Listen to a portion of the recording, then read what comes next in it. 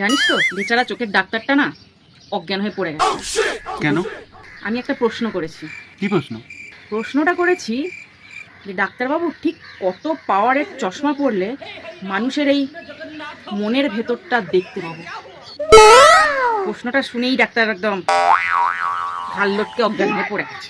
তোর বাবা আমাকে কি বকান বকছে, আমার কি দোষ বল? আমার মনে প্রশ্ন এসেছে, করে দিয়েছি। দোষটা তোমার নয়, বুঝলে তো?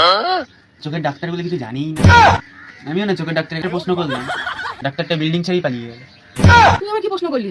জিজ্ঞেস করলাম, ডাক্তার কাকু ঠিক কত পাওয়ারের চশমা পরলে আমার সামনের ভবিষ্যৎটা একদম ঝাঁ চকচকে পরিষ্কার দেখতে পাবো? একেবারে ভবিষ্যৎ। ডাক্তার প্রশ্নটা শুনেই না ওই চেয়ারটা থেকে উঠলো, হু করে চেম্বার থেকে বিল্ডিং ছেড়েই পালিয়ে গেল। লোকের মনের ভেতরটাই বলতে পারছে না কত পাওয়ারে, আবার তোর ভবিষ্যৎ পালিয়ে গেছে। ঠিকই বলেছিস, কোনো রকমই পালিয়ে